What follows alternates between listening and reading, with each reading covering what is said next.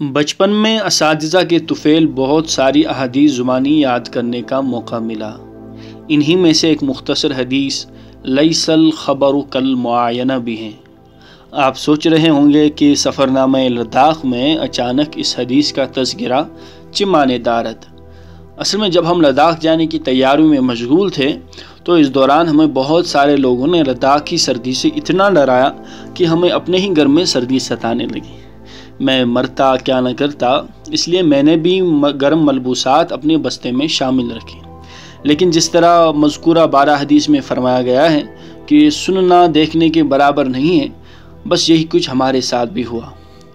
دراز سے تو کچھ ہمیں زیادہ ہی ڈرایا گیا تھا۔ یوں لگتا تھا کہ خدا نہ خواستہ جیسے ہی ہم دراز پہنچیں گے تو ہمارا گرم لہو سرد پڑ کر جم جائے گا اور ہماری روح قفس عنصری سے پرواز کر جائے گی۔ مگر دراز سے ہوتے ہوئے جب ہم کرگل پہنچے تو یک بستہ ہواؤں کے الرغم وہاں کی ہوا میں ہلکی سی خنکی محسوس کی۔ جس طرح ہماری وادی میں ماہ اکتوبر کے دوران صبح شام ٹھنڈ ہوتی ہے، بس اس میں کچھ زیادہ فرق نہیں پایا۔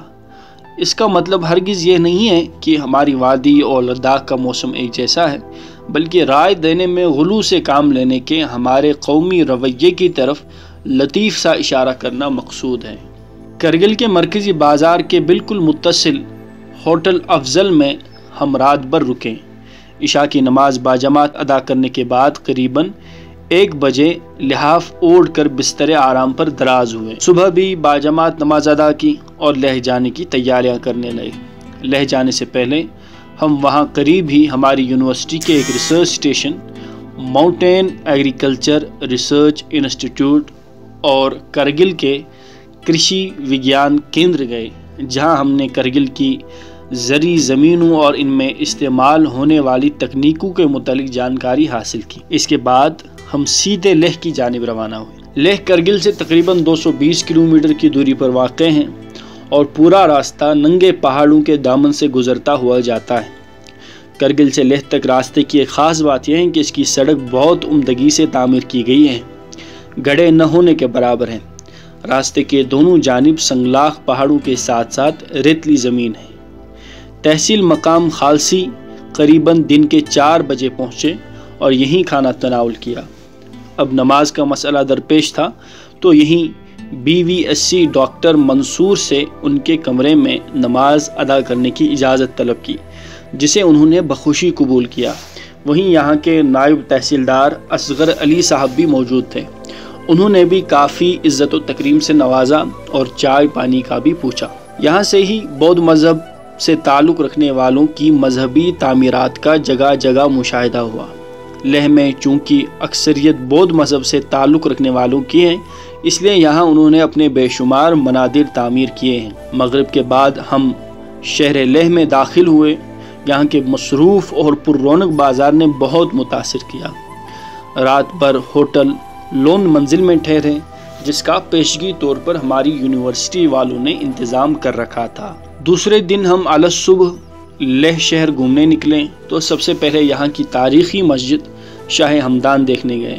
اس مسجد کے متعلق یہاں کے امام صاحب جو ترتک لداخ سے تعلق رکھتے ہیں نے بتایا کہ اس مسجد کو حضرت امیر کبیر میر سید علی ہمدانی رحمۃ اللہ علیہ نے 1392 عیسوی میں تعمیر کروایا ہے اور آج تک اس کو اصل حیت پر ہی برقرار رکھا گیا ہے۔ انسان حیران ہو جاتا ہے کہ کیسے اللہ تعالیٰ کے ان نیک بندوں نے محض رضائے الہی کے حصول کے لیے اتنی مسافت طے کرنے کے بعد خدا کے بے شمار بندوں کو خدا سے ملانے کا کام بکمال حسن و خوبی انجام دیا ہے۔ یہ مسجد لیہ کے شئی نامی گاؤں میں بالکل سڑک کنارے واقع ہے۔ ٹھیک سے گمپا جو کہ یہاں کے بودھ مت سے وابستہ لوگوں کی اہم عبادت گاہ ہے، پہنچے تو یہاں بڑے بڑے بت دیکھے۔ سرخ رنگ کے مذہبی لباس میں ملبوس بہت سارے لوگ بھی ادھر ادھر گھوم رہے تھے۔ ایک راہب سے بھی مختصر ملاقات کی۔ یہاں سے نکلنے کے بعد یہاں کے بودھوں کی مرکزی عبادت گاہ ہیمس گمپا پہنچے۔ اس میں بھی گوتم بدھ کے بڑے بڑے بت تعمیر کیے گئے ہیں۔ لوگوں نے ان بے جان مورتیوں کے سامنے پیسے بھی رکھے ہوئے تھے اور نذرانے بھی چڑھائے تھے۔ یہاں ان کا ایک عجائب گھر بھی ہے۔ ہمیں موبائل اندر لینے کی اجازت نہیں دی گئی۔ واقعتاً اس میوزیم میں بہت ساری نایاب چیزیں موجود تھیں۔ میں جب نایاب تلواروں کو بغور دیکھنے لگا تو ایک تلوار پہ میں نے آیت الکرسی کندہ دیکھی اور اس پہ برجستہ علامہ اقبال کا ایک شعر یاد آیا کہ گنوا دی ہم نے جو اسلاف سے میراث پائی تھی، ثریا سے زمیں پر آسمان نے ہم کو دے مارا۔